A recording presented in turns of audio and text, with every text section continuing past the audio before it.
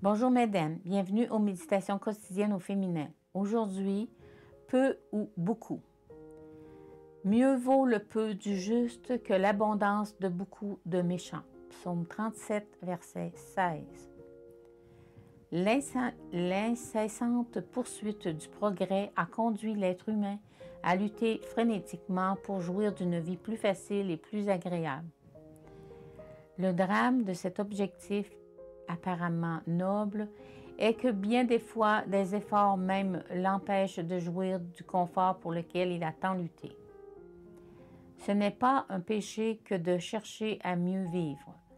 Les enfants de Dieu ne doivent pas se contenter de vivre dans la médiocrité. Notre qualité de vie doit être digne de représenter le royaume des cieux dont nous sommes les ambassadeurs.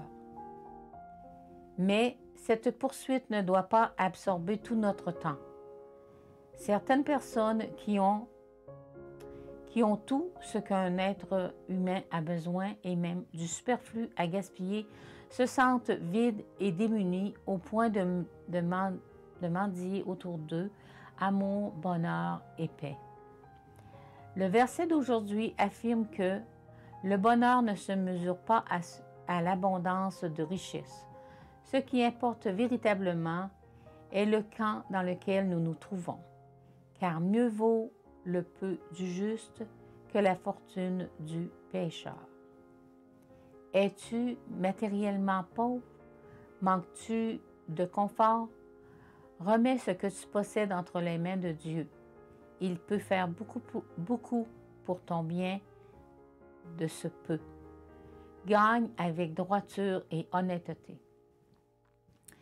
As-tu l'impression que tes efforts pour progresser se heurtent à toutes sortes de barrières? Demande à Dieu la force et la sagesse. Il te rendra plus forte que Samson et plus sage que Salomon. La maladie te mine-t-elle ou diminue-t-elle tes possibilités de lutter? Remets ta santé entre les mains de Dieu. Il peut te relever et te guérir. Les années ont-elles diminué tes forces et limité tes ressources? Recommande ton sort à Dieu et tu verras que ton chemin s'aplanira et que ton fardeau s'allège. Te sens-tu désemparé après une déception sentimentale? Confie au cœur de Dieu tes doutes et tes craintes. Lui qui connaît le nombre de tes cheveux ne te délaissera pas. Prends le temps de réfléchir un peu. Que te manque-t-il? Argent, santé, amour, travail, amitié, un toit sur la tête? Souviens-toi que tu as un Dieu qui peut tout, y compris ce qui te semble impossible. Il attend que tu fasses appel à lui avec foi et confiance en sa sagesse infinie. Dieu ne cesse pas de t'attendre. Bonne journée dans le Seigneur et à demain.